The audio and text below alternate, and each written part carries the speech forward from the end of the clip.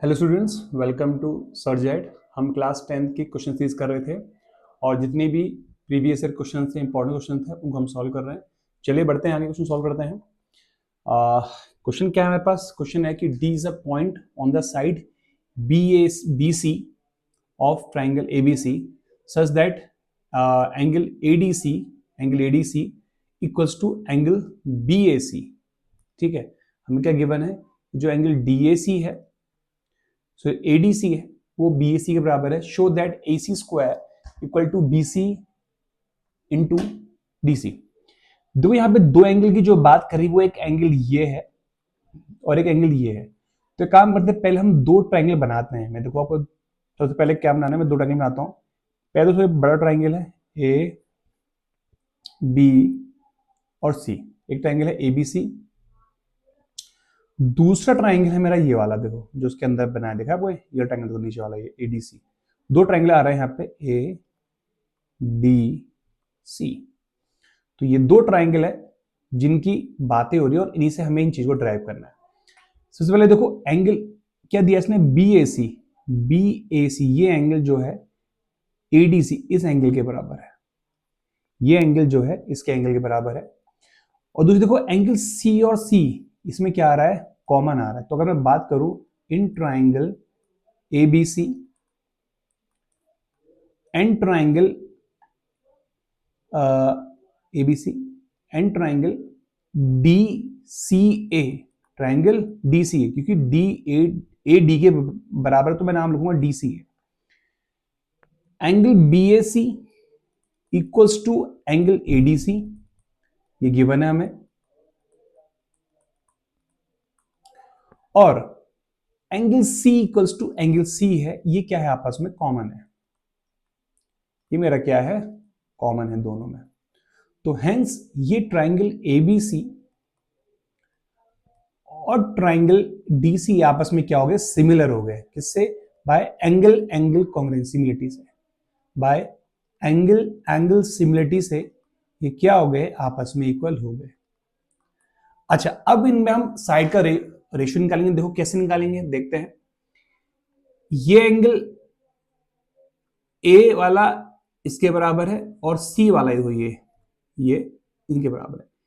इन दोनों के बीच, एंगल के बीच में कौन सी साइड है? ये AC है और ये कौन सी है? DC है। तो रेशियो क्या होता है? साइड, जो दो एंगल के बीच में साइड होगी उसी साइड को हम लेते हैं। तो हम क्या लिखेंगे? पहले AC upon DC, AC upon क्या? DC इक्वल्स टू, अच्छा, AC upon DC equal to A के सामने वाली कौन साइड है? BC और डी के सामने कौन सी साइड है? AC upon AC। ये दोनों साइड क्या होंगे? आपस में रेशियो इक्वल हो जाएंगी। कैसे निकाला मैंने, मैं आपको दोबारा समझाता हूं।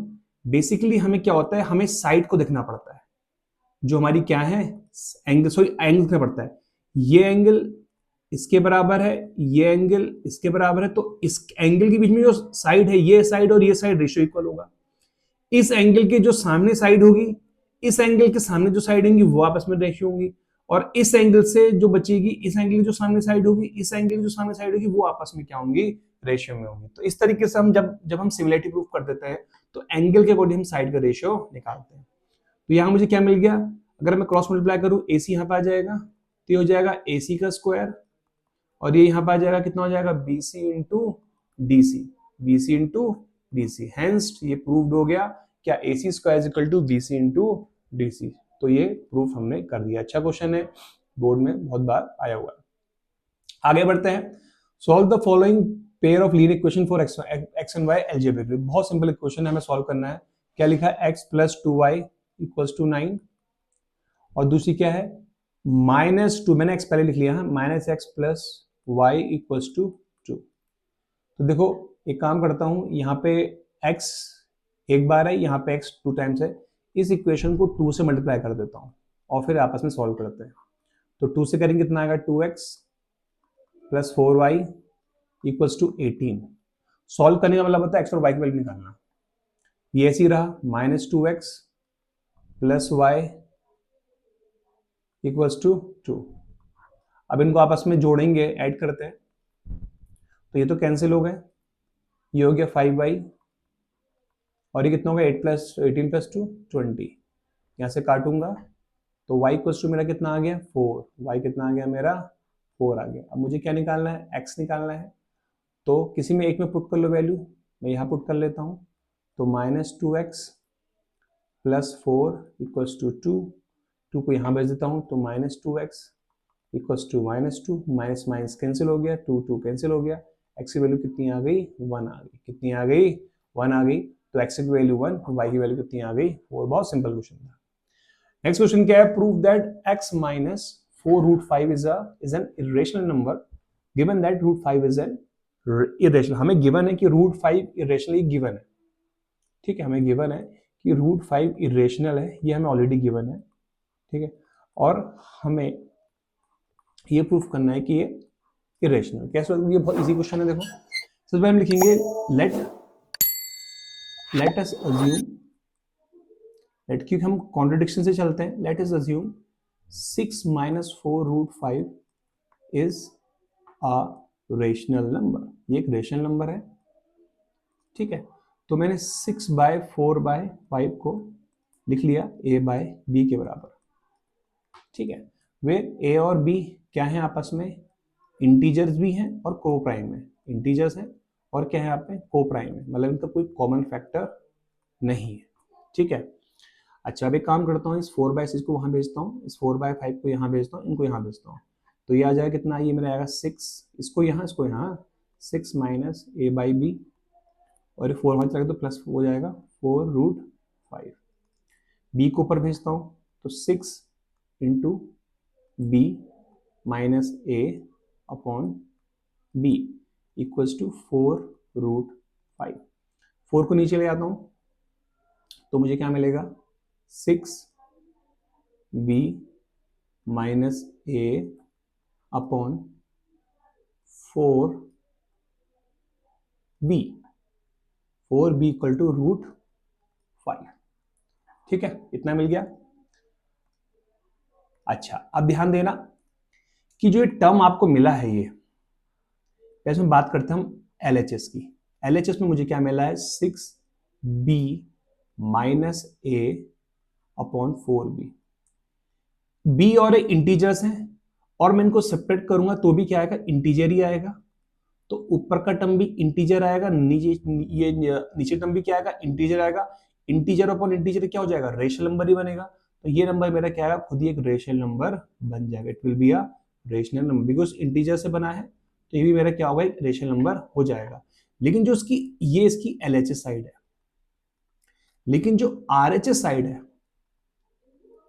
RHS साइड में मेरा क्या है, RHS साइड में मेरा क्या है √5 है, और √5 मेरा क्या होता है, इरेशनल नंबर है जो कि गिवन है, √5 मेरा क्या है, इरेशनल नंबर है जो कि मेरा क्या है, गिवन है।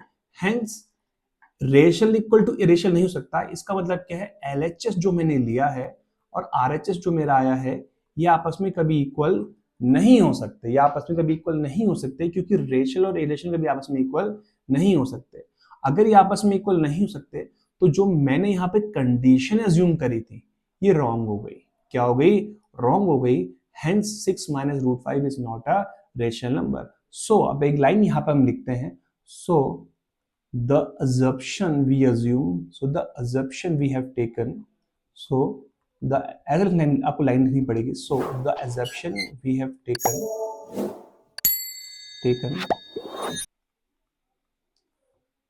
is wrong and therefore 6 minus √5 is not a rational number, is not a rational number. अगर ये रेशनल नंबर नहीं है तो फिर ये क्या हो गया, ये मेरा इरेशनल नंबर हो गया, ठीक है। तो ये बहुत इंपॉर्टेंट टाइप का क्वेश्चन है, बहुत बार एग्जामों में आता है, कई बार ऐसा आता है, कई बार ऐसा भी आता है, आपको मिल जाएगा √2 प्लस √3 वाला क्वेश्चन मिल जाएगा। बहुत सारे क्वेश्चन जो है ऐसे बहुत सारे आते हैं, इंडिविजुअली भी इसको प्रूफ करने को आता है कि √5 को आप प्रूव करिए, ये भी आता है, और ये क्वेश्चन ऐसे भी है जिसमें आपको ऑलरेडी बोलगा कि ये रेशनल है उसको प्रूव करिए। तो ये दो टाइप क्वेश्चन आते हैं, आपको दोनों ही प्रिपेयर कर रहे हैं एग्जाम में, तो ये बहुत इंपॉर्टेंट क्वेश्चन है, ठीक है। अगर आपको डाउट होगा तो आप कमेंट सेक्शन में मुझे पूछ सकते हैं। अगर आपको किसी और क्वेश्चन में कोई डाउट है, कि आपको किसी दूसरे क्वेश्चन में डाउट है, तो आप कमेंट सेक्शन में वो क्वेश्चन को डाल सकते हैं, मैं आपको उसको सॉल्व करके पूरा समझा दूंगा। ठीक है, एक लेक्चर बना के समझा दूंगा। आगे बढ़ते हैं। नेक्स्ट क्वेश्चन क्या है कि क्या है, evaluate sin A into cos B plus cos A into sin B where A 30 है और बी कितना है 40 है। पुट करते हैं, बहुत सिंपल क्वेश्चन है। साइन 30 कॉस बी कॉस 45, ठीक है, प्लस कॉस ए कॉस 30, ठीक है, साइन बी साइन 45। साइन 30 की वैल्यू कितनी होती है 1/2। कॉस 45 कितना होता है 1/√2। कॉस 30 की वैल्यू कितनी होती है √3/2। साइन 45 की वैल्यू कितनी होती है 1/√2। इन दो को सॉल्व करते हैं तो मल्टीप्लाई हो जाएंगे, कितना आएगा 1/2√2 प्लस इनको सॉल्व करेंगे आएगा √3/2√2। तो इनका वो सेम है, कितना आंसर आ गया √3 + 1/2√2। अब आप चाहो तो √2 से ऊपर मल्टीप्लाई करो, वरना कोई जरूरत ऐसी है नहीं। आपका ये आंसर क्या आ गया, सही आ गया। ठीक है, चलो आगे बढ़ते हैं। नेक्स्ट क्या है, a bag contain 4 red ball 5 white ball some yellow balls. एक बैग में रेड बॉल कितनी है 4 हो गई, व्हाइट बॉल कितनी है 5 हो गई, ठीक है, और येलो बॉल्स कितनी है मुझे नहीं पता, मैं येलो बॉल्स को x मान लेता हूँ।